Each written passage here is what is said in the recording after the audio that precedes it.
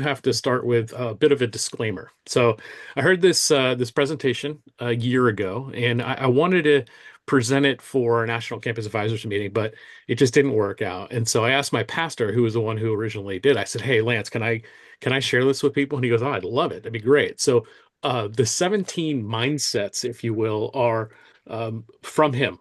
And so that's kind of a, hey, here's, we work together. I obviously work with a lot of Gen Z students. So do you. I have Gen Z kids. So do many of you. And so I have to start with somewhat of a disclaimer. And that disclaimer is that nobody likes to be stereotyped or judged or boxed, but the following can be a tool. Let me emphasize tool. Maybe you can even say, I'm a tool bringing you a tool. I don't know. But it's simply a tool to relate to a younger generation. No Gen Z student will hear this and go, oh, yeah, that's us. They just won't. And they certainly won't say, oh, that's me. It's not going to apply to everybody. And I would say it doesn't apply to many Christ followers who are in that Gen Z area. Many of our student leaders are rise above, the student CMDA students rise above the negatives associated with this, but they also live and swim in these waters. So it's important to know the water. None of the descriptions are assumed to be right or godly. These are just statements. They are what they are. And a lot of the advice I'll share, and I'm going to try and share a brief bit of advice on all 17. You're going, you better go fast. I'll try. But they just are what they are. I'm sorry, not the advice isn't what it is, but the advice is mostly just reminders. It's pretty common sense, but it's in light of the mindset. I did think, oh, I can tag a verse onto each, and I'm like, no, I don't want to do that. I want to just let this be and us gather. And I have a dog in my office who's trying to get out, so I apologize. I'm going to pause there, and you can um, hang tight.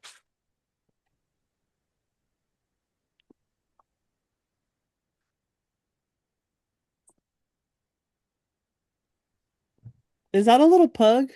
It's a puggle. Yeah, pug beagle. Sorry. So if you can hold your questions till the end, hopefully we'll discuss this. I will do my best to go about 30 to 45 minutes, and then but write these down, and then at the end I'll show all 17, and we can kind of pick them apart. But what about this? What about this? Again, there's not one cookie cutter thing. This isn't like a, here you go. Everybody's got opinions. Everybody's got something to say about this. This is just a way for us to get thinking about it. So here we go. Defining generations. So this is an art more than a science. We often look at generations, like for example, in the Old Testament, right? We've got differences between Abraham and then skip one generation, Jacob, and then Moses and Joshua. And a lot of these take on different characteristics. I mean, even natural disasters like a famine change an entire generation, right? I mean, you ask Japanese who went through the tsunami, that's a huge thing that just happened in their lives. Leadership, Moses to Joshua was a huge difference. Abraham, Isaac, Jacob, you carry on, they're different leaders. Joseph. So politics can play into it. Technology obviously has a huge impact on things. Industrial revolution and others. Interestingly, as I did some research, corporations have a big deal with it. And we see that especially right now with a lot of different big organizations being sued or, you know, how goes with them, so goes with a lot of us. 2009, my daughter had a project on social change, and she said, "What's the biggest you know moment of social change in your it was in your parents' lifetime?" And my wife and I argued over this, not argued, but just kind of like thought through. And my daughter said it was 9/11. I said, yeah, I really think 2000, what is it, 2009 or 2007, the iPhone coming out. I think that's a huge moment in generational change. So a lot of different things, from famine to slavery to leader to nation, all these different things. So I'm going to fly through these. This is just to kind of give us a baseline so we can go, okay, again, this isn't a science, this is an art. And these are just the definitions I'm working with going forward. So first we have the silent generation or the greatest generation. Some differentiate those, but they went through the Depression, World War II. The boomers went through the sexual revolution, civil rights era. JFK is a significant moment. The moon is a significant moment, and I would say Vietnam, although some Xers also went through Vietnam. One of the big moments, and I fit in the X category, is the Challenger. The personal computer, Berlin Wall. What did I say? Rooney King. It should be Rodney, obviously. Um, Iraq. Those are some big moments for Gen X. And if you look at the numbers there, in case it's too small, you're on your phone, we have the silent generation up born through 45. Boomers 46 to 64, Gen X 65 to 80, Millennials 81 to 96, and Zoomers, wow, Gen Z 97 to 12. And then typically uh, folks will say like kids who can, well, I think people are going to say if you remember COVID, like growing up through it, you're probably going to be Gen Z, but if you don't remember it, you're probably going to be Gen Alpha. Much like Gen Z is folks who probably don't remember 9/11. A lot of times it's, do you remember JFK assassination, for example, or do you remember something? Those are oftentimes differentiations between generations. Millennial, internet, 9/11, that's one. Housing crash, tail end for them. And then Z, social media, COVID, I would say housing crash too, as we'll get into it. And then lastly, Gen Alpha. I mean, it's kind of a, that's what they're saying. Who knows? I've heard beta generation, but that was probably like 20 years ago. I don't think they knew what they were going to call what, and who knows what is what. These are just kind of words that have been adopted by us. So here's one thing. A lot of times we go, oh, this generation's all like this. There's a lot of generations that there's nothing unique. Like every younger generation has these characteristics. And so I want to put these out there and say, this isn't just Gen Z, right? Because we don't want to just separate it and be like, oh, all Gen Z's like this. Well, actually, all young people are. We were, you were, I was. So you're not unique is they got a lot of energy, a lot of idealism, a lot of arrogance, um, innovation, resistance to past, desire for new, and hopefulness. And then lastly, as we all know, naivety. And we'd all kind of agree with that, right? So one of the things I spent a lot of time, and let me see if I have this in my notes. Let me One of the things I spent a lot of time thinking about with this is the difference between, oh, you know what? Let me fly through this real quick, slide wise. The difference between knowing Gen Z and understanding. I think there's something different with knowing than understanding. So we in our culture, we want to know something. We want to know where that person lies. We want to know this. But biblically, I see a lot more associated with understanding. I've shared before, and I will probably for a long time, is if we can't stand upon stuff until we understand what we're trying to reach, who we're trying to reach. We have to understand what we stand for and what others do. Because if we don't, we just go in with, a club just, trying to hammer in a bunch of screws. It just doesn't work. Understanding is listed 81 times in the New Testament. In the Old Testament, I think it's like 212. Understand is often associated with wisdom, but it is a little different, and it's much different than knowledge. Understanding is much different than knowledge, and so as we seek to, and I meant to change the title of all these. It's understanding mindsets of Gen Z. It's not saying they're right. It's not saying they're wrong.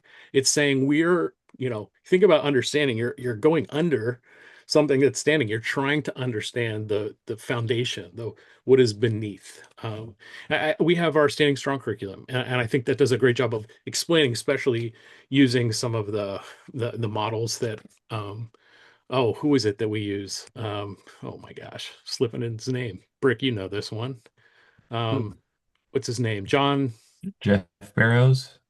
No, not Jeff. The author that's used as the mindset, the elephant and the rider. Yeah, John, that's sorry, where's my I forget what the name is. Anyway, I digress. If you go through the Standing Strong curriculum, you'll see he lays that out using that author's. sorry, is it Jonathan Haidt? Is that who you're Thank thinking of? you, thank you, Jonathan Haidt. And he just talks about these different, levels of a house, the way you build it. So some of you guys have seen that. We've talked about this before, but again, understanding is really important. So I say all that with that word in particular, that understanding is so valuable to Gen Z. It is to everyone, but to Gen Z, because oftentimes when we get into differing with people, if we don't understand, like we truly understand where they're coming from, then we're missing it, right? So if we don't, um, if we just like, there's a lot of times my kids, Gen Z, you're like, I don't understand. So really trying to get, why are you doing this? Like, I just don't get it. Help me understand. I think that's so huge. Now, sometimes it's just sin. Sometimes it's the devil. Sometimes it's the world. We don't know. There could be lots of layers, but until we do, we have to just be really cautious because we don't know what's going to, quote unquote, as we'll talk about with this generation, trigger them.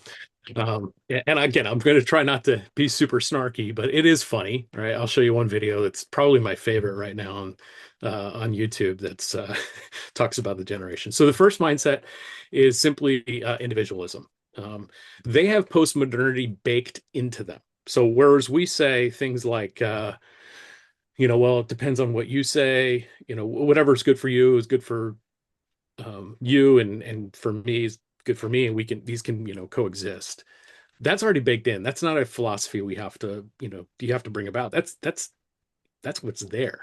And interestingly, all experiences, we could think we share an experience, but we really don't. So my experience of the pandemic is much different than, hey, we went through this pandemic together. They see it as my experience. We might see it as, wow, we did this together.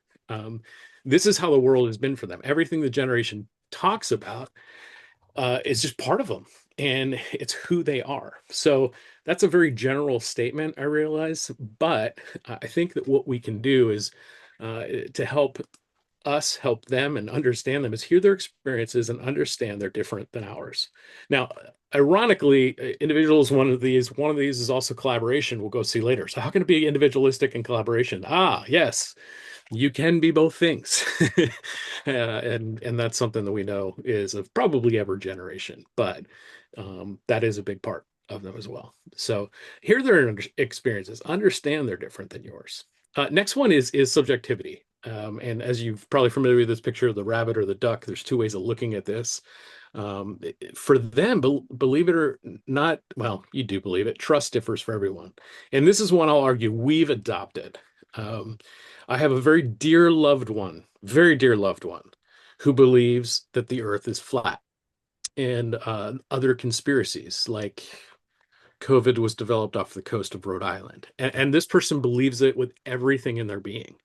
I obviously trust a different source than this individual does, right? We just do. We trust different things.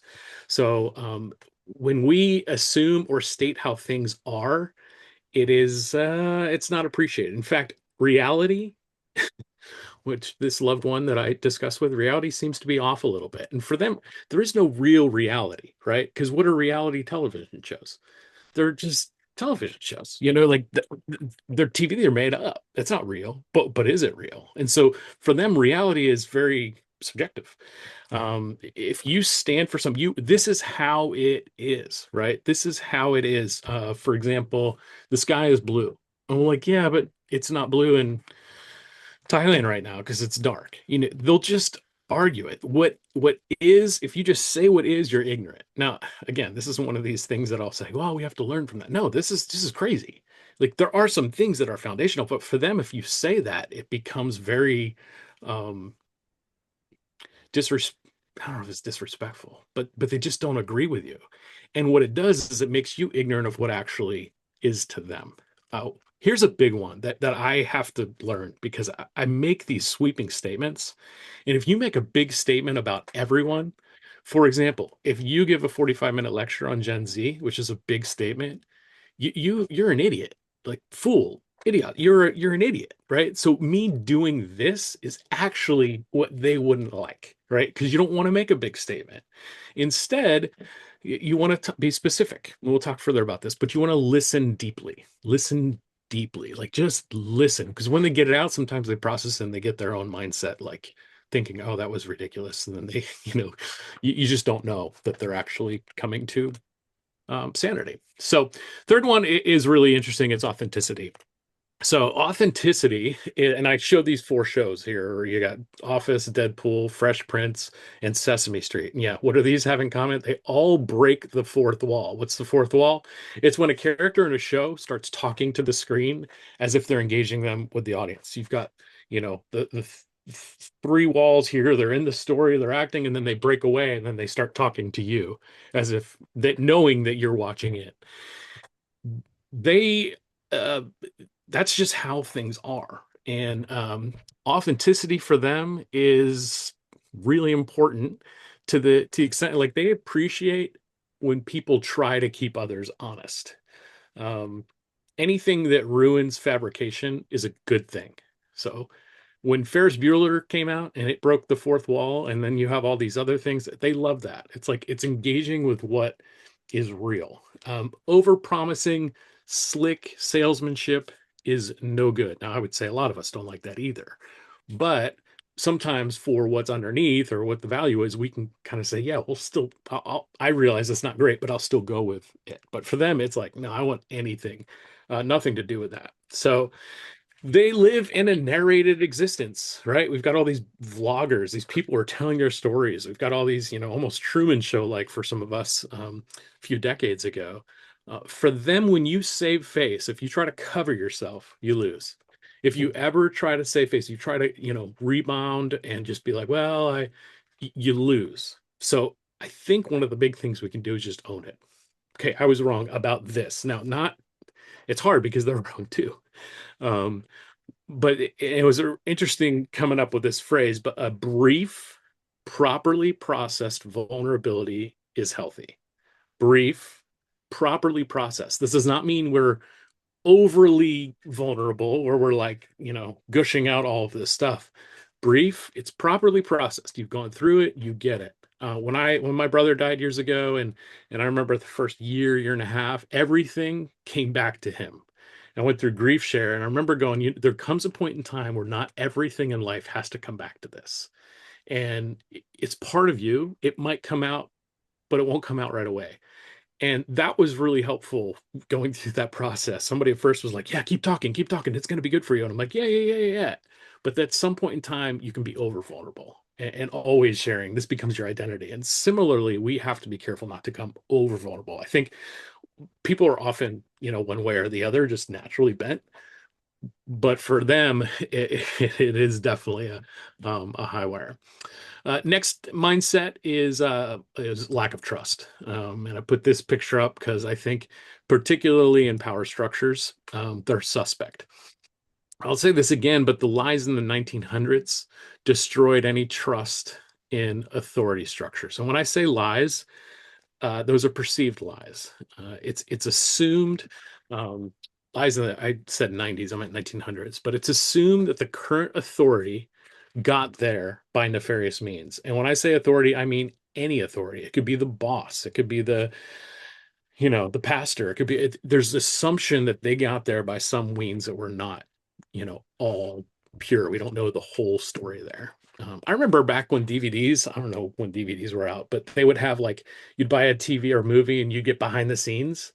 It was like, oh, so cool. You got to see behind the scenes or whatever. And now it's like everything's behind the scenes. There's no hidden. And yet it's not real because it's also couched in a, somewhat um, uh, dictated or written way that's already been pre-thought through. So said this briefly, but it's better to talk about specific parts than blanket statements. So that's why I think when we use any word that kind of goes boom, right? If we use the word life, or we use the word abortion, or we use the word immigration, all of a sudden anything we say about that becomes a sweeping statement, right? But if we go in more narrow and we deal with a factor of that, it's a little bit more accepted. And it's a little bit more, it's not dealing with just kind of like this whole system. It's dealing with something little. Okay, I know there's a lot. I know you're writing down questions, and if you're not writing them down, you might want to because we'll have time to talk in a bit. Um, Meaning is created. That is one. Don't expect them to understand our values. and there's not a lot of notes on this one because I think we kind of know like that.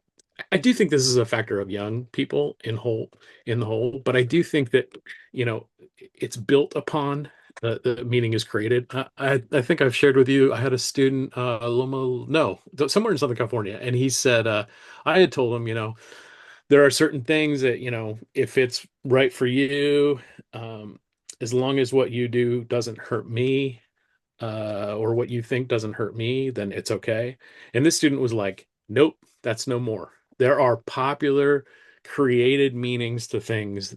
At the time, it was 2023, I think. So the gender stuff was real high. He was saying, if you're against that, it's not a if it doesn't harm me.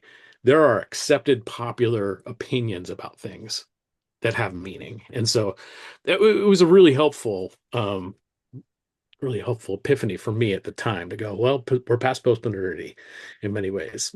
So for us, we can't just expect them to understand our values because while we have had them and they might say, well, you've already developed those have been created.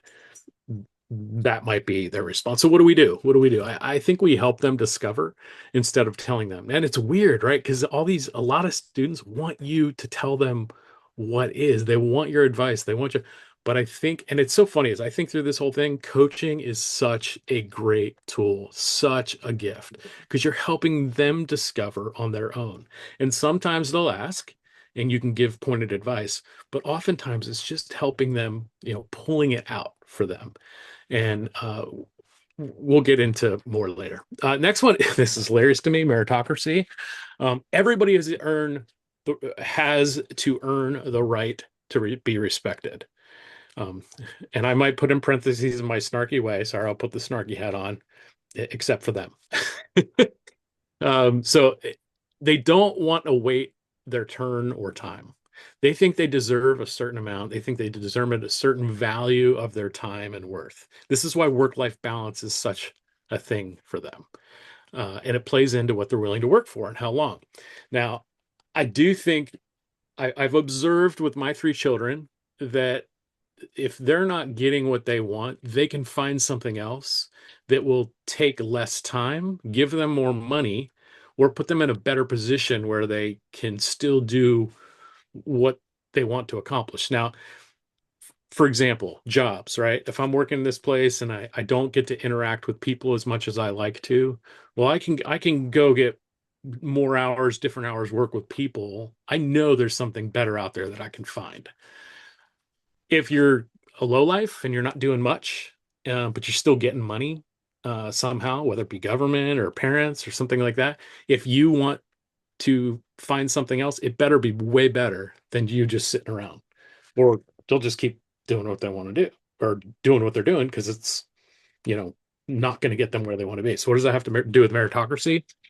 Previously, age and rank meant something. So, hey, you're not going to get there until you have age, until you've put in your time to get there. Um, with each young person, you're establishing respect. It feels backwards, right? Like, why do I have to establish respect with a young person? They should be the ones trying to establish it with me. But to them, it's no, we're all in this. We're all kind of equal. We've got to earn from each other. Um, and so it's weird. Now, I will say that med students are much different than others in the fact that they do want to gain whatever motivation they have to get into residency, to get a good, evaluation, to get a job or something like that. They want to gain something from people, whether it's true knowledge and wisdom and the like, or it's getting, an edge on somebody. But the reality for them is meritocracy is it's just part of their culture. And I put this advice, and I don't know if it exactly fits, but I think it will in other places for sure. And that is that not every conversation needs to walk away with them having an epiphany. And I think that puts us in a place where it's like, well, we don't have to you know, throw out this wisdom nugget for them to go, yes, this is what I'm clinging to, because they might think that they're throwing out the wisdom nugget to you. Um, or just the whole process of it is helpful. When I was a youth pastor years ago, I mean, if a kid didn't come to Jesus Wednesday nights, I felt like I was a failure. You might go, that's pretty harsh, but there was an urgency, right? When we're younger, we have that. And so sometimes it's easier to just kind of step back. So meritocracy is an interesting one because a lot of times we think of younger generations, we think, oh, they're not about, meritocracy. They just want what's given to them, given ish. Um, Seventh, information is king. And it's not, it's funny because newer is better, we've heard, but that comes to information too. So whoever interacts with the most online material is the smartest, which is kind of a contradiction, right? Because we said we don't trust sources. So what you're reading, well, we interact with the most of it and the most diverse. So we're the smartest. Younger is actually smarter. So newer is better than older. Well, I got that data yesterday on that event. You got it 2 days ago. So clearly mine is better and more up to date. Which, sources are sus, I think is what everybody says anymore. Like, where are you getting that from? I find myself asking that conversation of a lot of people, children, parents, the like. Well, oh, where'd you hear that? Oh, well, it's everywhere. Oh, okay, but where? See that general sweeping statement doesn't go well everywhere. Tell me where. Wisdom, I heard this from somebody not too long ago, but they said wisdom is knowledge applied. There's a huge difference between knowledge and wisdom. I think even Paul talks about it in, which one was it? Colossians 1, 9 to 14, I think he says, I pray that the Spirit might give you all wisdom through the knowledge and the understanding. Um, yeah, that the Spirit gives. But knowledge of God's will, and then through wisdom, understanding. And so wisdom is really knowledge applied. What is it doing for life? These guys learn a ton of knowledge, but how do they apply it, right? That's their whole progression, first, second, third, fourth years, is that application. Here's our greatest gift, I think, is the experience we've learned and how it applies to their knowledge. That's wisdom. So our greatest gift is the experience, and then how the knowledge, what we've learned applies, or excuse me, our wisdom, how it applies to their knowledge. Um, so that's it's hard to get into a conversation and get to that point. But I think if you're presenting to students, I think this is a great way you can say, okay, information is king, experience is information. And so because you have experience they don't have, that's information they don't know. Although we'll get to that. It might be interesting, especially with the age of YouTube and experienced everything. Um, but pulling that together is really helpful if we can give that wisdom that applies to life. So that's info's king. Um, America is not usually the good guys. We used to be the righteous older brother of the world. That is completely lost. We're suspects because of the terrible things we've done, and we've lied about it. I mentioned before, I'd mentioned this again with the lies in the 1900s kind of destroyed it. And this goes back, some of it, I think, in the whole 2020 craziness, that 2 year period of everything being on Earth and things being canceled and this, that, and the other thing. Um, you know, they want honest assessments about what's good and what's not. And so anything that wasn't, everything was just thrown out. So one of the ways that we can help, I wrote there, remove snark and prepare for their perspective. I think there's another one, and I think that would be highlighting pieces of a story. I've heard many people tell stories of a bigger story, but they tell one little nugget of it. And that can be really helpful, particularly when, talking about US, highlighting one person in it or highlighting one story of, whatever it might be. Overall, just knowing that America's not the good guys is hard. That's an assumption that I've always made. And, I don't care if we're, ironically, I was wondering what people would say about the Olympics. Like, can we not root for America because they're the bad guys too? But that's something that I think we just have to reconcile. It's not just assumed that we're the ones that do right. So I'll leave it there because I think we do appreciate the blessing of living in the U.S. I'll argue that's why it's good to get students outside the U.S. And serve too, because they'll wake up pretty quickly to how blessed we are. Number 9, this one, sliding morality. We know this depends on the person. It's not a problem, or no problem is a problem unless the person with the problem thinks it's a problem. Okay. Um, yeah, ish. I mean, that's kind of that post-modernity thing I was talking about, but don't assume they agree with you about whether someone's actions are right or wrong. Um, this is really hard because killing someone, murdering someone is wrong. Um, Full stop, period. Obviously, when we're talking about that at the beginning and the end of life, all of a sudden it becomes this, you know, question or compromise for some reason. I can't not like I just don't get it why people would see it that as wrong. And so it's hard for me to even make that second bullet like how do you not assume that that's wrong, on certain issues. Now, understanding where that individual is coming from because they're not thinking of, a murderous act. They're thinking of okay, but what about this situation? And what about this person? And understanding where they are to not make the sweeping claim of whatever it is. Okay, fine. That's not okay. Um, it's really hard to get in there, but it's really important. And here's the thing that is so dangerous, and I see so often from um, people I love who are very conservative and are they have a hard time counting to five before they respond with their face. I wish I could count to five and respond before I respond with my face, but that doesn't always work. And we have to get better at it because as soon as we do with our face, we lost. I counted to 10, I counted to 10, but your face didn't. All the wrinkles and the went to the places that they needed to go or not go, went there, and you just lost them. And you're like, oh.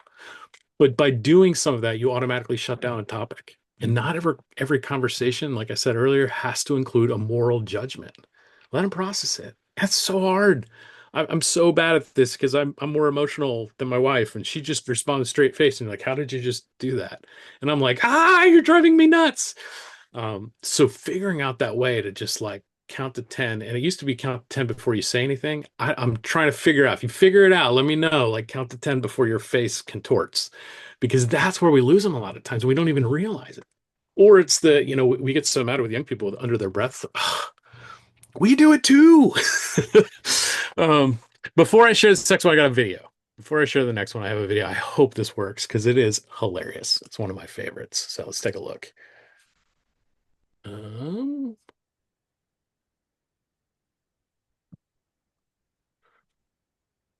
Okay, so how much do we think the author is writing based on his own experiences? Do it. Just say something. Chelsea, what's going on? Mr. Marquez, I'm sorry to interrupt class, but it's actually super triggering for me to be reading a book about a disease right now with everything I'm going through. Because of everything you're going through? What are you going through, Kayla? The rest of the class sort of already knows about this, but recently I was successfully diagnosed with something called... You're doing great, Kayla. It's okay. Be present with your illness, okay? asymptomatic Tourette's. What? So what Tourette syndrome is, No, right? I know what Tourette syndrome is. Oh, great. Okay. So it sounds like you're halfway there and you're taking an opportunity to be educated, which is honorable. Thank you. So asymptomatic Tourette's, right? It's like Tourette syndrome with the tics and like the hardship, right? But without any symptoms. So in its way, AT is harder because... What is AT? Oh, asymptomatic Tourette's. Okay. Uh-huh. It is harder because people have actually no idea the battle that people like Kayla are fighting inside every day. It's a silent killer. And someone actually diagnosed you It's with disrespectful to ask that. I'm so sorry. It's okay. You can't blame people for making really huge mistakes when they haven't learned the etiquette. It's only self-diagnosable. I see. I wish I could see your faces. I can't see anything. I mean, Find is that. that not brilliant? That is brilliant. So thank you for unmuting because We should I had send a hard time holding it in, and I've watched that probably 10, 15 times. Everyone's messed up, and that's okay. That's what this point is. Admitting struggles is bonding, and yet don't admit too much, right? Like we shared about the vulnerability earlier. There's a craving to be seen, even at a cost to their own personal dignity. So even if those struggles aren't real, if they're what we would call lying, they're seen, right? I think we saw this with some of the gender dysphoria. It's like I was just craving to be seen. I didn't really have it. I just was like, I got recognized for it, whether it be online or elsewhere. Um, Again, our greatest gift is experience and how it applies to their knowledge. Obviously, here a lot of the other things can apply. Listen well.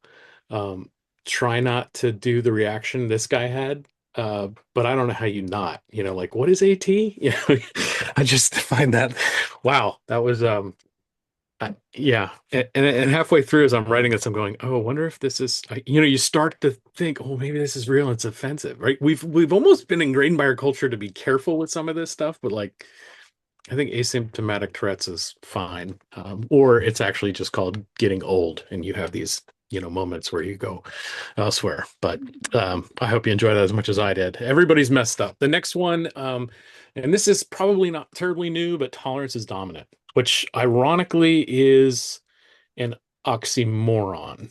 If something's dominant, if you say something's dominant, that's not very tolerant of you to say it's anyway.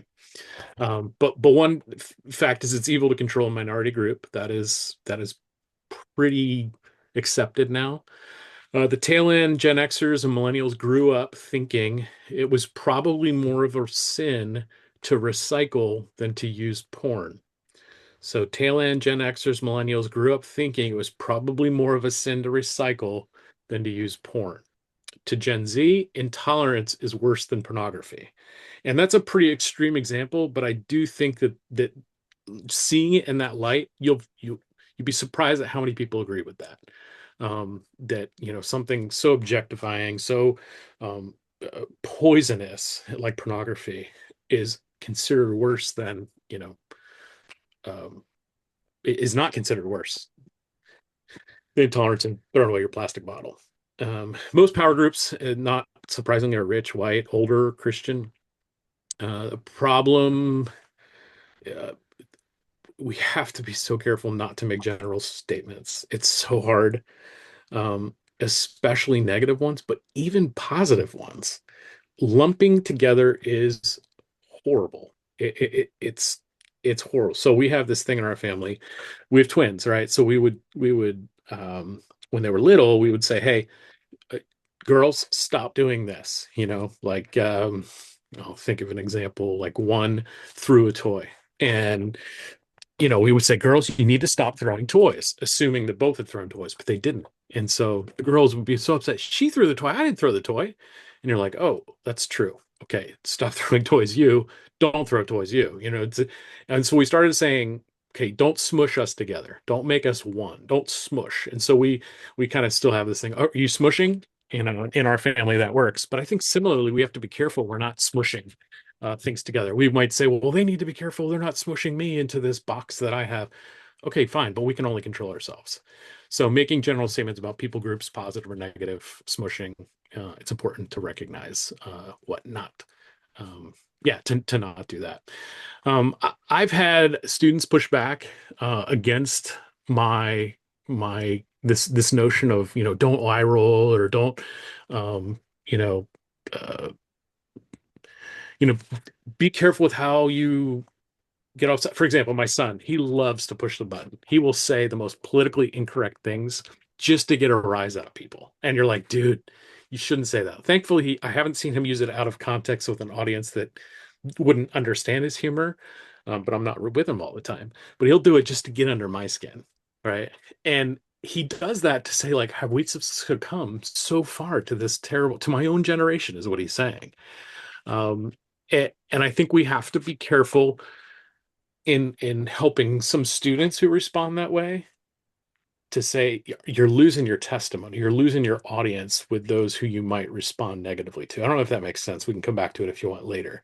But we, because I've told students, look, I've shared the phrase before.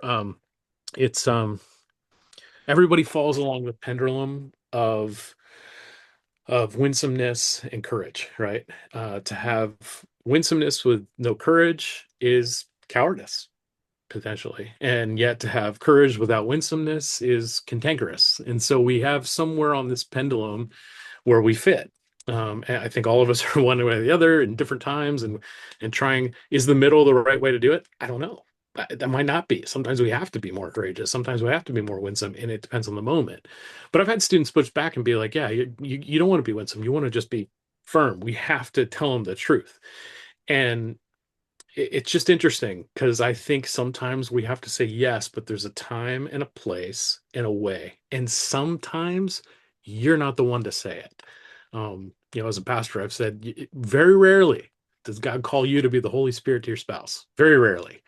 And I would second guess it and think long and hard before trying to be it.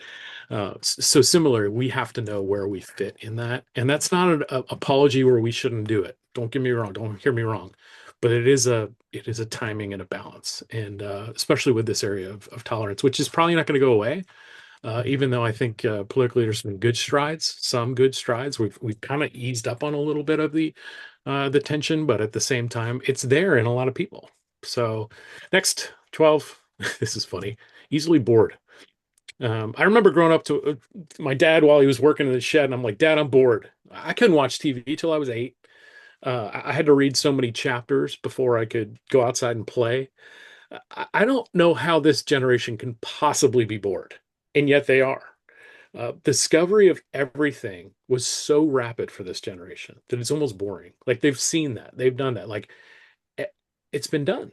Like so, for as much as you might think you have experience, they've watched 50 YouTubes on a doctor doing whatever. They've read about it. There's so much information out there. I read, oh, I think it was a Dallas Willard book, um, or maybe it was Os Guinness. It said that in G.K. Chesterton's day, right in the 1800s, our kids today compared to his day learn more information in 2 days than was available to him in his entire lifetime. So the amount of information is just flooding.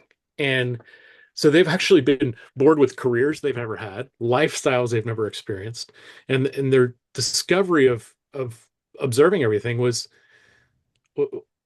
it's almost boring. Like, yeah, I know. Even shows, they can watch an entire show that took us 10 years to watch in a couple months. They get we had to wait a week to see an episode of a show, and to them it's like, no, I just binged it. So again, going back to like um we all did this. You have to be careful because they think they already know. They think they already know. So motivating them, helping them see the benefits of their choices, and we'll hit this again, I think, on the next one, but um, helping them to see, okay, if you choose this, look what this happens. Really, again, it's going micro to what is their life and what's in that for them. Um, we're getting there. We're getting there. Number 13, stressed out. They have been exposed to so many things that they can't control or handle. They've watched people die online. They've watched horrible things said. I remember when people used to say about bad language. Quick side note, just saw a movie called Hail Mary. My son made me go see. Excellent movie. Blown away. There were kids in the theater. I'm like, uh-oh. PG-13. I don't remember language. No sex. Great story. I was blown away. Good movie recommendation. Michael, I do feel confident giving movie recommendations, unlike you've been in the past. So anyway, I digress. But they've been exposed to so many things. And the crazy thing is, like, they have to know about everything because they can look it up. So if somebody's talking about something and they don't know it, they feel like, oh no, I have to pretend I know. I remember like that. Somebody told a joke or something, I didn't understand it. And I'd be like, oh no, I have to fake like I know it. Well, they can find out real quick. And so everything as they go, they think they need to know. Um, and when you speak with them, you're like, hey, what do you have to do this weekend? That's like the most stressful thing ever. Figuring out what their expectations are and helping them understand what is or isn't in their control, and then going back to the previous slide, helping them to figure out those choices. Again, goes to coaching. Because they're so stressed out, we have to be careful with what we bring on them. Well, you guys got to do this for your chapter, or you guys, have you ever thought about this? It's like, there's another thing. Now, I would say that our students are so high capacity that some of this is just a way of life, and they're fine. They take it on. They love it. A lot of you are probably like that as well. But helping them know what they can control, helping them understand what their expectations are. I can't believe how many times from like fifth grade or to now where my kids are, how many times expectations are really the cause of the frustration. And so I think that's something that we can help them, because it's really liberating when they can see what's in their control. It really is. This is interesting. Financial safety and security matters. The 08-09 collapse, pandemic, instability was everywhere. My daughter-in-law, boy, she took on saving to a way that I didn't know any kid could do, because she was fearful of what would come about tomorrow with her family. I mean, she as a kid grew up petrified of not knowing where to stay. There's obviously other aspects to that, but a lot of our kids, my kids are like, I refuse to get a credit card. I refuse to get in debt, and I'll live simpler as a result. But like some of this stuff's a real deal for them. Um, and so the constant burden makes them wonder how they can save to make sure they'll be okay. I think a lot love learning about how to be financially successful. I know, Tom, you shared previously on the generosity retreat you've done with students. And I think I didn't really realize this as much, how much students actually really like that not just generosity, but valuing, like teaching about money. So I would say talk about money, how they can steward it well. And it's not as bad of a topic maybe as it was in the past with previous generations, which was kind of cool. Uh, 15, and this goes back against the individualism that collaboration means success. Working together is second nature to them. And I think millennials too probably knew this, where group projects were everywhere. We're constantly doing group projects that they would say, "Oh, I can't stand it." And most of our students were the ones who did all the work for the group project. Um, but it's cool too to know that a relationship with God is not just always me and Jesus, but it's a community. I told my wife, we went to breakfast this morning, and I said, I just love the fact that I mean, our Good Friday services were packed. I mean, just jam packed, barely any seats. I'm like, I'm so glad we're part of a community where people value that. Like, it is exciting. Like, because you're part of something bigger, you know? So when you talk about what they could do, they might have that stress, they might have that burden. Include who they can connect with to help get things more done, because all of a sudden it makes them feel not as alone. Again, does that contradict individualism? Yes, to an extent, but it also leads into this next one, which by no surprise is friendships. And this is ironic because we've talked about it being one of the loneliest generations, right? They're very lonely. Um, and they have a deep desire, like this is really important, and they want to go deep. They don't want the surface stuff. Why? Because they want authenticity. They don't like it. They feel like they can get the surface stuff everywhere in the world, but as soon as you go deep, it's dangerous, and it's hard. It is hard. As my wife and I are journeying through, spiritual disciplines and practices of the way, things you're like, wow, community is one of them. This is hard. This is really hard. But I would say in-person opportunities are so huge. Defaulting to Zoom, I would say only default to Zoom when it has to do with information and information only. And then I would say if whatever you do on Zoom, you could do in person, I guarantee it would be more effective and be more bonding and relationship building in person than it would be on Zoom. Now, it's not to say it doesn't work. Something like this is a perfect example, but creating in-person opportunities is invaluable. Invaluable. Um, Open your home. Some of you do this, or design opportunities just for them to hang out. So we were planning this week for National Convention, because right now we have like 190 students registered, I think. Our goal is 238 or something. And we're planning, a lot of students are helping plan nationally. And I'm like, I want to just make sure we don't over program this thing, because I want to make sure there's opportunities for students just to hang out. And all of it, as I talk to somebody, like, yeah, no, all of this is not with the expectation that students do everything. It's giving them an opportunity to get there, to connect with each other in person. Now, will those relationships develop super deeply in just a matter of 3 days? No, but giving them that opportunity, that hope, huge. One of my daughters went out with a friend a couple weeks ago. She goes, "Oh, I might have a friend." I'm like, what do you mean you have friends? She went out with them again last night, and she goes, "Yeah, never mind. I don't have a friend." Apparently something would happen. I don't want to talk about. It didn't go deep enough. It was just some friends that they had, some girls that they hung out with, and I'm like, wow. So they know they want to go deep, but they don't know how to get there. And sometimes when they do, and that's not equal, it's like, whoa, whoa, whoa. I've observed this very, very much. I think coming up the last one here. Yeah. Yep. They value mentors. We've talked about this. Being trained by the best is discussed online, right? So you can go to college, you can do all this stuff online. You can get the best person. I can get the best preacher in the world on my podcast. They've grown up with influencers. That's how they value mentors. So what do? We tailor. We tailor what kind of mentor they need or what kind of mentor you will be.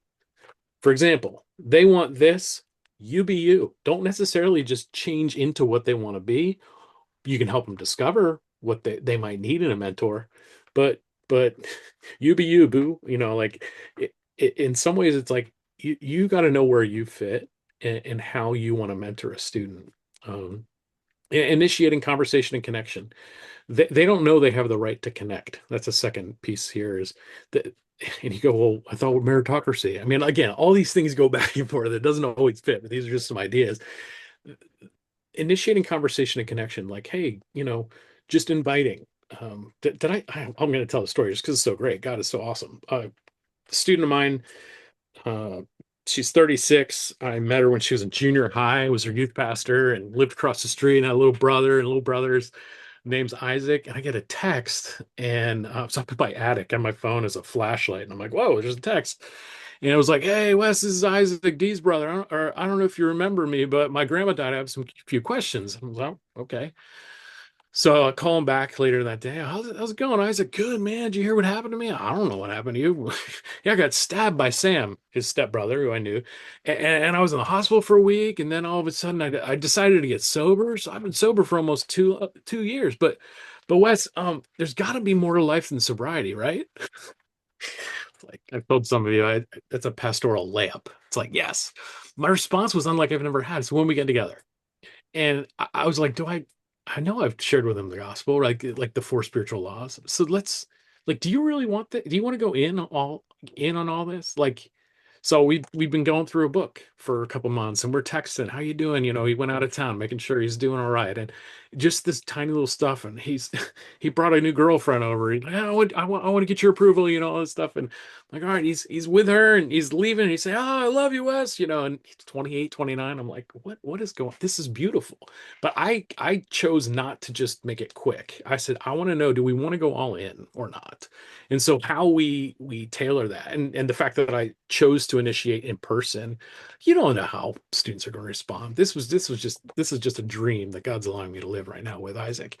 That could very easily change if he picks up a drink, but at the same time, it's connection that I invited him in, and it's trying to figure out what he needs, and then me saying, "Hey, look, if we're going to do this, I want to go deep. I just don't want to play games. Like, so are you going to meet her?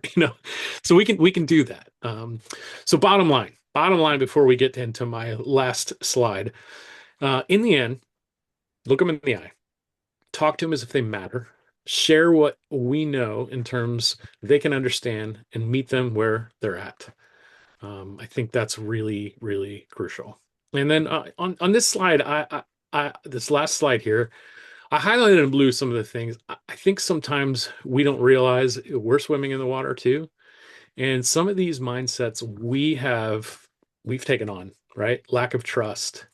Um, Information is king. I find more folks uh, over 60 who immediately look on their phone when there's any question about a fact. And they're like, well, I can find out. I can find out. Or they'll ask Siri, or information is king. Now, obviously, their sources, my sources, young people's sources are different. Sliding morality I mean, our culture is definitely taking that on. Um, Everybody's messed up. We're all victim mentality. Like we all have it. And even when students play victim with us, we feel like we've been victim by their victimness.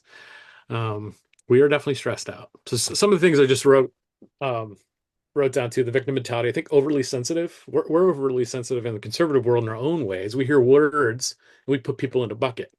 A couple years ago, I started writing down trigger words, like system or systemic. People just get like, oh, colonization, life, tolerance, woke, oppressor, oppressed, offended. It's interesting. we all get set off by these cultural words. I say we all. See, I just made a general statement. Oftentimes, we may feel that these words kind of trigger something in us, and then we box people. And so, for as upset that we are that others take on these characteristics, I do too. And I think we have to own that and not just put that on them. So that is last couple points. Let me just look at notes here if I missed anything. Um, Listening deeply is so, I mentioned it briefly, but asking, what do they care about? My son cares about what I think is some of the dumbest stuff ever. And trying to pretend like I care is really hard because he wants me to care about the information and I care about him, but he only understands if I care about he only knows that I care about him if I care about his information. And that seems so wrong. Um, but I have to gain, continue the relationship. So listening to him go on and on about superhero backstories and these interesting things to him, it's hard. But sometimes just listening, like, wow, I just talked about, I don't know, insects for 30 minutes and you listened to the whole thing. So finding those interests and then listening and just listening deeply to it, it's hard. I'm too tired. Sometimes I probably fall asleep in some of it, but and I'll rephrase, listening with your face is a big deal. Listening with your face is a big deal. Um, and I'll end with this statement. Every young person who interacts with us should be better when they leave. Tell them they're doing a great job with everything that you agree with. Give them tools to solve problems on their own and let them do it. Let them do it. I'm going to stop sharing and we can go back to this slide so you can all see it, or maybe I'll take a quick, I'll just take a quick screenshot and then you can have it in the chat. So I will stop there a little longer than I had hoped, but hopefully still somewhat helpful. Whew.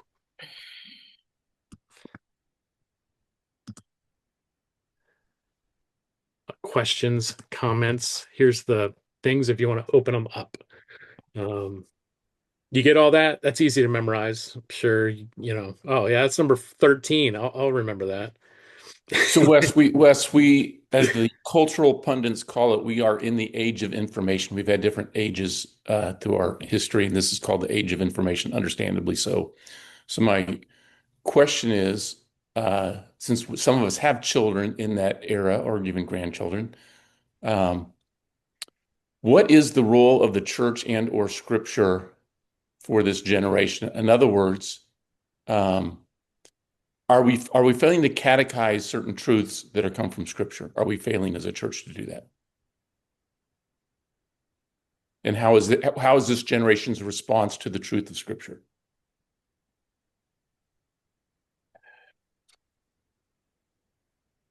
Are we failing as a church? I don't like that. I'm not trying to denigrate that. Are we missing opportunities? Let me rephrase it. Not failing. Are we missing opportunities? Well, no, I mean, so when you say as the church, I know a lot of churches, right? So when you say as a church, that could mean, and I don't mean to be, taking on a Gen Z mindset here, but that could mean a lot of different things. I can look at what my church is doing, and I can look at, but when we say the church is failing, I think all we're doing is kicking ourselves in the shins. And so I would say, what can a church do to help this generation engage well? And I would say it's intentionality, it's finding individuality. I've talked to a number of students like, I went to that church but nobody said hi to me. I'm like, I went to that church too and I had 6 people say hi to me. So what's your problem? Well, they didn't say hi and ask how I'm doing and really go deep.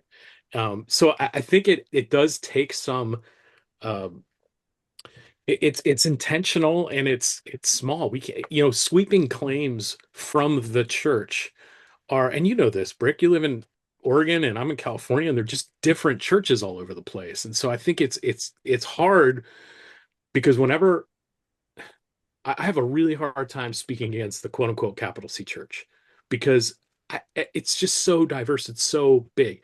Have many Christians I know and evangelicals, or whatever you want to pin them as, Have they done things to soften the hard truths of Scripture that are undeniable? Yes, I've observed that. I've done it myself. So how do we help those young people do? I don't think the church is saying anything too hard. If that's, I think I heard you say, like, are there pieces of the gospel where we're not, or pieces of Scripture we're not leaning into? No, I don't know. I don't know the answer to that. I do think if we lean hard and say sweeping statements without relationship,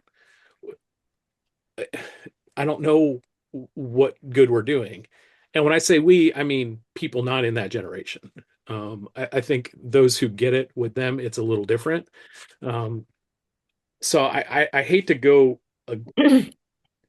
maybe ask it a different way, Bricker. If I answered it, maybe I don't know.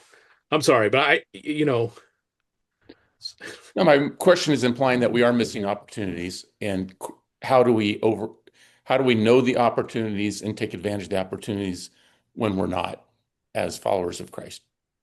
I think you answered it. I think it is, yeah. Yeah, because I'll be honest, I couched a lot of this in terms of like a campus chapter and a smaller setting. Because even my church isn't a smaller setting. I'd have to go with my life group, my smaller. It takes intentionality, and it's hard because you might listen for 3 weeks about something that you're like, this is ridiculous. You should just do this. But part of the relationship development is, okay, this, and then finding when to speak in. So yeah, I worked at a seminary for a long time that made broad sweeping changes about a church, and it's like we don't need that. And I'm not making a At broad the sweeping seminary. statement. I'm not talking to you. I'm talking about the seminary.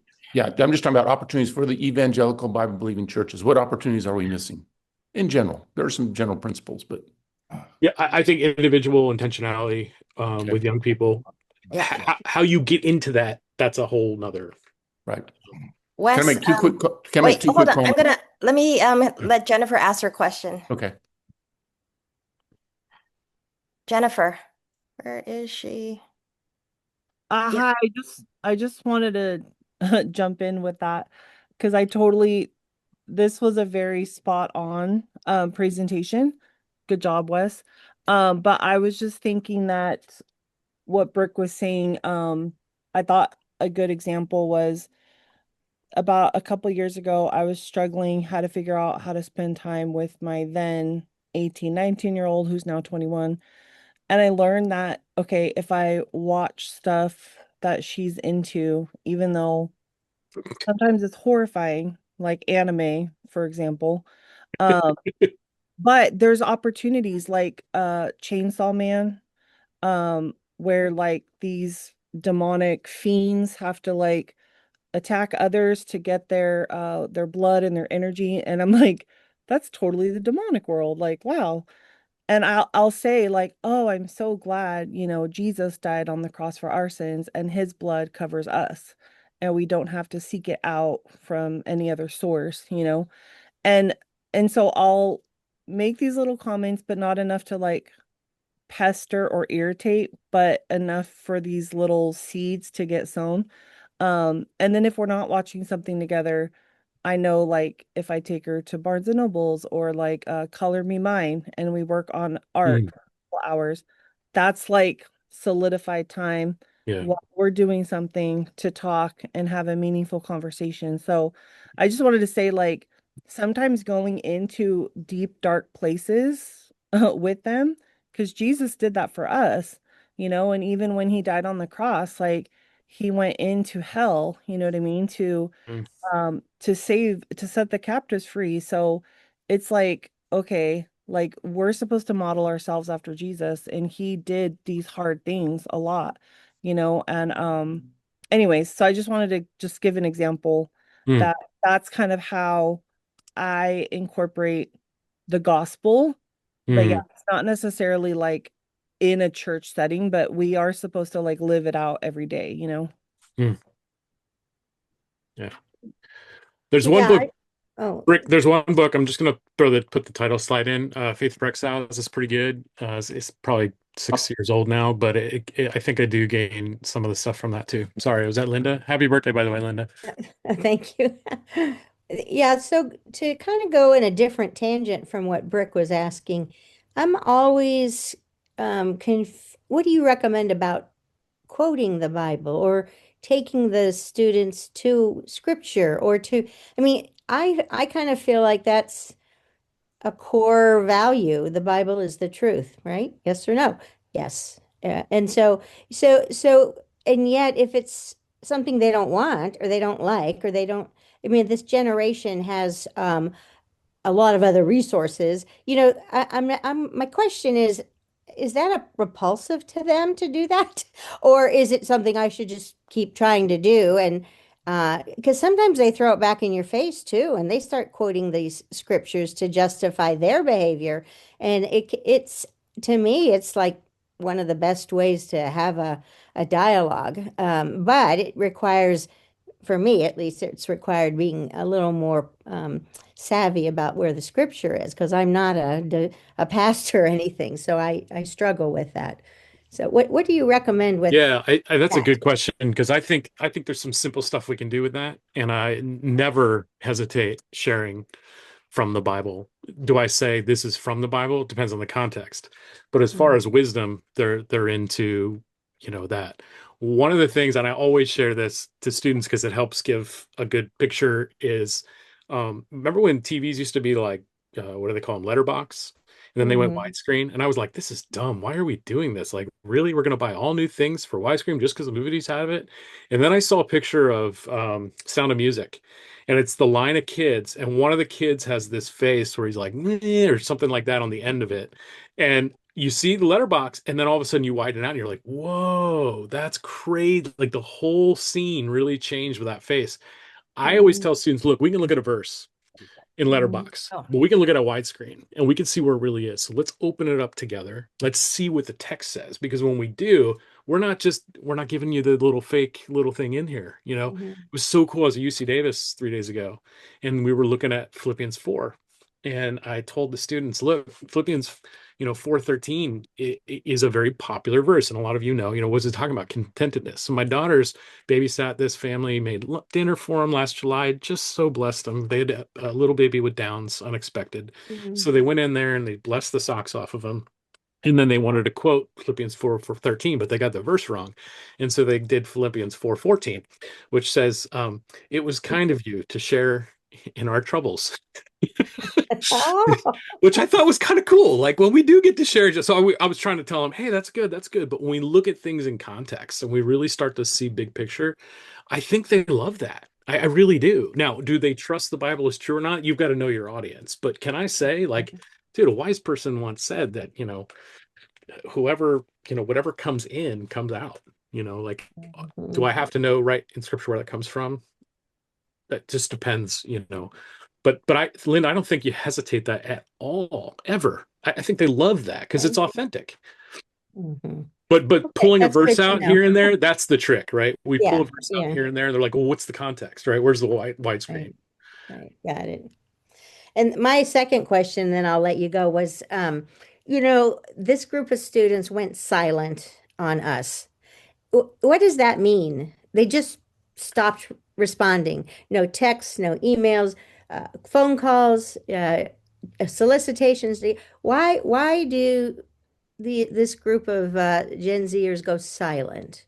I mean, I mean, we're guessing, right? We're guessing they were embarrassed, they didn't want confrontation, they already made up their mind. I don't know. But is that normal? That seems so abnormal to me. Yeah, I'd love to discuss further with you and Michael about that situation and Dave. It's tricky. I don't know if it fits within the this context. I don't think you Okay. could just All right. blanket apply it on it. I don't know. But Michael shared with me yesterday, this morning, so I don't know. That's weird. Okay, well, that feels good that you said that. But my point is, I guess I'm asking in context of these generational. I mean, I've been told, for example, the Gen Zs, they like Instagram. I mean, they like YouTube. They don't even do, social media, Facebook and stuff as much as the generation before. Those are things I wouldn't even know unless someone standing back observing how the behaviors are going works. And that's important if you're trying to figure out how to best communicate.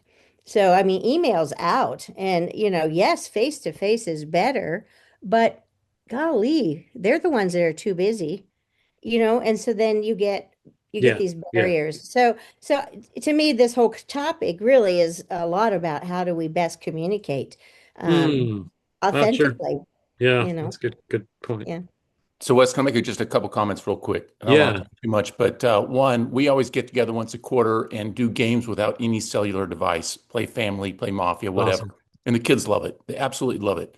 So doing something without the devices, because it shows there is relationships apart from that. I could go on further. Second is if you're interested, I am doing a workshop at NatCon on dialogue and disagreement. Come to the workshop. Third is probably the best session I had with my undergraduate last month. 20 students showed up. This will be on the Learning Center eventually, maybe this year. And it's the worldview and it's the pre-evangelism. So it's an hour-long slide, open discussion, questions. It's all questions that they typically ask. I ask them. Open discussion, never mention the Bible to the last 5 minutes.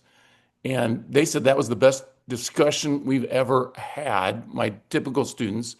And afterwards, they invited friends, and atheists came up to me afterward and says, hey, this stuff's really interesting. Tell me more about the Bible.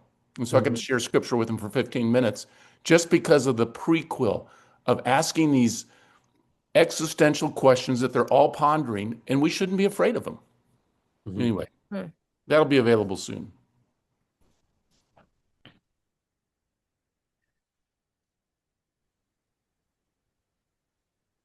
Other questions for Wes? Good job, buddy. I was thinking about information is king and how it's challenging when I have parents talking about immunizations and do they have any questions? No, they've done a lot of reading about it and they've come to a different conclusion that I have. And I'm like, well, what sources are you looking at? So that was kind of interesting to hear about whoever reads the most recent or the most material online, has the best information, I guess. Yeah, Augustine's never been outdone. He Mhm. lived a few hundred years ago.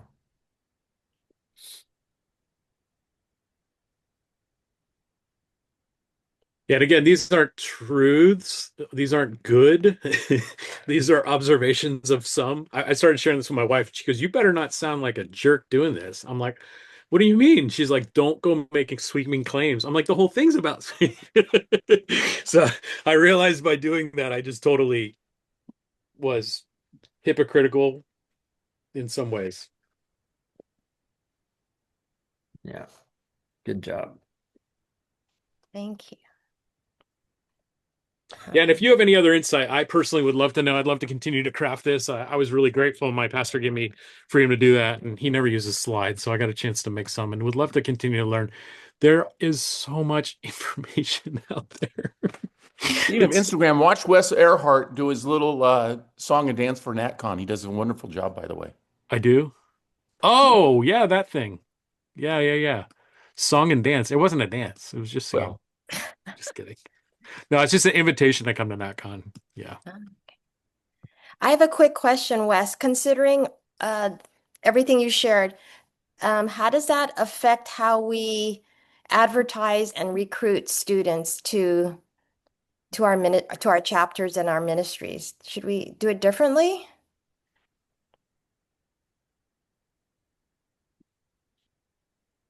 Well, I mean, I don't know how every group does, but I do think that continuing to have students advertise it is really key. And um, you know, I would say not apologizing for it being Christian, not apologizing for it, not trying to be creative to say, hey, this is something it's not. But you can say, like, we're going to take a real look at X, Y, and Z, or, foster a community that's going to be grappling with, these topics or whatever. I mean, being honest is fine. or is best, but I also know that sometimes like you might not get a student if you're talking too real. That's something like Brick was talking about. So, and I think that I often will tell new student leaders that like, what kind of club do you want to be? Do you want to be evangelistic or do you want to be discipleship? Do you want to be a safe place for Christians, which I always think should be a big part of that. But what event are you doing, and what's the purpose of each of those things to, for the audience you're trying to get at? I think, Laura, it just occurred to me as both of you and Brick's uh, statement about existential questions. I think a great advertisement as we advertise CMDA is what's the meaning of life? Sort of like an alpha, or just one big question. Yeah. Come to CMDA, or why is there evil in the world? Come to CMDA. And that might be sort of interesting advertisement as we publicize Yeah. it. Yeah, that's good. I'm just gonna chime in briefly and say, I think one of the other things to really emphasize among this generation, and this is true for adults too, like I see this all the time in peds practice, is finding where their sources are, right? There's so much Yeah. misinformation out there along with the floods of information. And I spend a lot of my time having to guide parents to reliable sources. And same thing for our students and for anybody else. And Wes, you mentioned your family member, right? You can lead a horse to water, but you can't make them drink. And so I think keeping that in mind. But granted, our med students, I do have probably a little bit different shift than, say, the average typical 20-year-olds to 22-year-old, right? They've already been motivated to seek information and they know the information has an application to it. And so we're already like one step ahead than I think of working with a lot of their generation in terms of their interest in knowledge and wisdom. Mm-hmm. Yeah. Yeah, agree. Well, I guess we should wrap it up because of the time. Thank you, Wes, for sharing a lot of information with us. And I'm glad you recorded it. And so, you can share that with us when it's ready. Sure. I'm going to ask Michael to close us in prayer. Okay. Father, thank you for Wes and his preparation, his study. Thank you for the resources that he gleaned from to share with us, to challenge us personally with who we are and how we function. And I think the last couple of things that he said regarding responding with our face is a very valuable thing. But each one of us are going to take away something different, Lord. And I pray that you would help us to learn more about who we are and how we respond, and help us to evaluate our motives and our modus operandi, how we typically interact with people in general, our families, our students, campus advisors, our grad leaders, other members in the community, and church members, our neighbors, just every relationship that we have. Help us to be mindful all the time about how we respond, and help us to learn to ask good questions. Mm. People oftentimes they want to talk, and if we ask them questions and instead of telling them what we think, and yet it's tough when we're asked to speak, to not tell them what we think at least, but to help us to be humble, Mm. us to be saying these are things that I've gleaned from life. What is life all about? Well, this is what I've gleaned. This is what I've gleaned from the scriptures. This is what I think, this is what this is saying, and God is saying to us, rather than this is the truth, even though it may be. Mm. And it's a tough balance, Father. So speak to each one of us individually about where we are, and help us to make the next step, to grow in our faith with you, our understanding of you, and our growth with other people, and our understanding of them. Mm-hmm. Yeah.